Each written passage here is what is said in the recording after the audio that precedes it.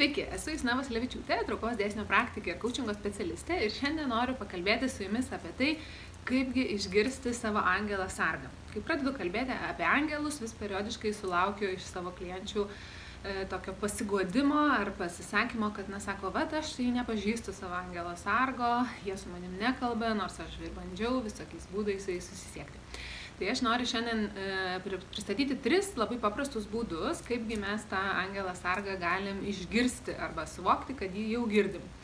Tai pirmas dalykas yra suvokti, kad angelo sargo balsas nebus kažkoks ten mistinis garsas atsklidęs link mūsų iš dangaus, vaiko ar vyro ar moters balsu, kaip beįsivaizduotumėt tą angelą sargą, ir kad angelai yra mylinti energija, jie jokių būdų nenori mūsų išgąsdinti ar kažkaip tai kalbėti su mumis taip, kad sukeltų mums diskomfortą. Ir dėl to jie paprastai pasirodo pas mus, kalba su mumis mūsų mintimis. Jie kalba su mumis per pavyzdžius, kuriuos mes suprasim, per mūsų patirtį, primena mums kažkokius įvykius ir dėl to mes dažnai mums atrodo, kad mes negirdim savo angelo sargų, dėl to, kad jie tiesiog kalba per daug panašiai kaip mes. Ir vienas iš būdų, kaipgi įprasti, išgirsti ir atskirti, kad tai yra angelo balsas, kad tai yra palaikantis ir mums teisingas sprendimas, yra duoti savo laiko, sustiprinti savo intuiciją. Ir tai antras dalykas yra sustiprinti savo intuiciją, kam reikia šiek tiek laiko, bet aš galiu būti jums pavyzdys ir įkvėpimas, dėl to, kad aš tikrai nesu aiškiaregė žodžio prasme, kaip aš tai suprantu, aš nematau žmonių auros spalvų ir aš negaunu ten kažkokių konkrečių žinučių, kurios mistiškai nusileidžia į mano galvą ir aš gaunu atsakymus. Aš tiesiog pajaučiu, kad ta informacija atėjo ir aš ją pajaučiu ir išmokau ją atskirti dėl to, kad aš labai ilgą laiką prašiau angelų ir visatos, kad padėtų man sustiprinti savo intuiciją. Dėl to, kad aš kai tik pradėjau norėti išgirsti savo intuiciją, tada pradėjau suvokti, kad ego balsas kala galvoj visų garsu, šaukia, rėkia. Tuo tarpu intuicija dažnai taip švelniai šnabžda, toks lengvas būna jausmelis. Ir aš tiesiog vis sąmoningai stengdavausi prisiminti tai ir pastebėti ir užfiksuoti, kągi tas balselis man sakė. Ir ilgainiui tas balselis vis stiprėjo, vis aiškėjo. Ir dabar ką aš darau ir kaip aš išgirstu savo intuiciją ir tuo pačiu savo angelą sargą, nes mano pasaulyje tai yra tas pats dalykas, kad aš tiesiog užduodu klausimą, tarkim, kokį man priimti sprendimą, ar ten daryti taip arba taip. Ir aš paleidžiu tą klausimą ir žinau, kad atsakymas ateis man aiškiausių būdų ir aš neprisirišu prie to, kad jis būtinai iš karto turi ateiti, nors kuo toliau, tuo greičiau atsakymas pas mane ateina, bet aš tiesiog paleidžiu ir aš žinau, kad atsakymas ateis ir kai jis ateis, aš žinosiu, kad tai mano atsakymas. Tai mano kvietimas jums yra irgi užduoti klausimą ir prašyti angelų, kad jie rastų būdą, kaip jums tą atsakymą duoti. Ir taip pat galit prašyti, kad padėtų jums suvokti, kad tai jau yra atsakymas, jeigu kartais yra neaišku. Ir trečias būdas, kaipgi išgirsti savo angelą sargą, tai yra žinoti, kad angelai bendrauja su mumis per simbolius ir per metaforas. Ir tiesiog pasidalinsiu su jumis keletų būdų, kokie yra dažniausi angelų ženklai, nes kartais, kol mes patys bandom atskirti, ar čia ženklas ar ne, užtrunka ilgą laiką. Tai ženklai, su kuriais su manim daugiausia bendrauja angelai ir ką aš pastebiu visą savo gyvenimą, tai yra skaičiai ir skaičių kombinacijos. Tikriausiai žinot ir esat girdėję, kad pasikartojantys skaičiai yra angelų priminimas, kad jie yra šalia.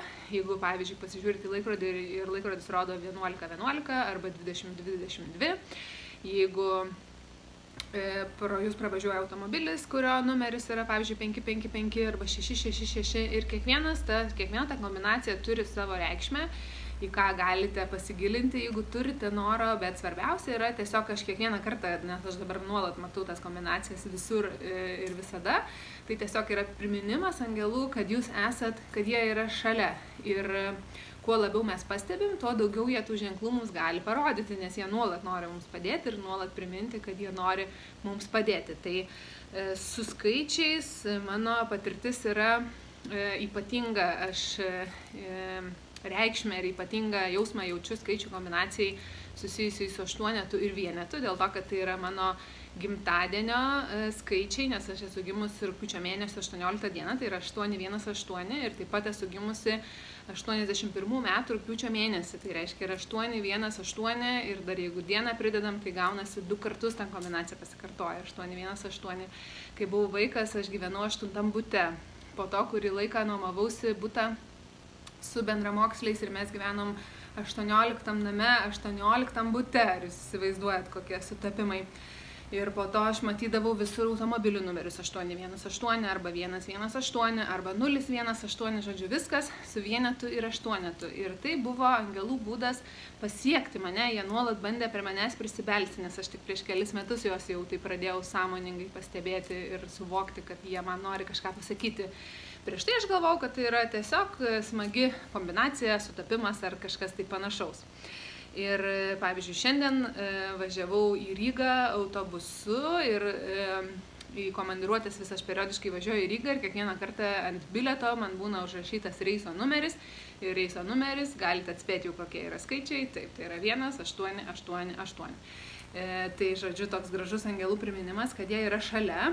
Tai jeigu jūs turit besikartojančią kombinaciją, ar tai būtų 3 vienodi skaičiai ar kažkoks kitoks skaičių derinys, tiesiog žinokit, kad tai yra angelų ženklas, kad jie jūs palaiko.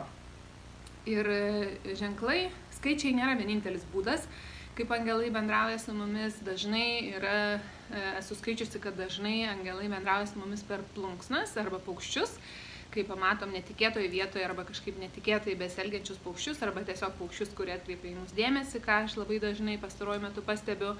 Nes tarkim, kokia nors varna ten vaikšto savo ramiai mieste, kur atrodo nelabai tikėta jai vieta ir staiga jinai sukrankia.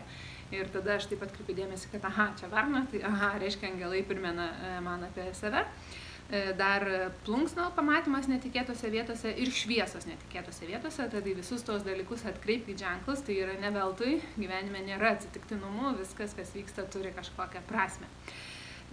Ir gal svarbiausia žinutė, jeigu tik tai vieną dalyką pasimsite šiandien mano video, tai yra, norėčiau, kad pasimtume tai, kad angelai mus myli ir jie nori mums padėti. Ir kai mes prašom, visada yra duodama. Na, o jeigu norite daugiau angelų palaikymo ir jeigu norite mano pagalbos, padėti jums susijungti su savo intuicija, su savo vidiniu žinojimu, labai kviečiu, dar turite kelias dienas, vasario 4 yra paskutinis terminas, užsiregistruoti į mano programą Traukos dėsnio magija tavo gyvenimui. Ten apie traukos dėsnį, apie magiją ir apie angelus bus labai daug. Jeigu jauti, kad galiu tau padėti, būtinai užsiregistruok, gauk daugiau informacijos ir galbūt susitiksime programai. O bet kuriuo atveju prisimink, kad angelai tave myli.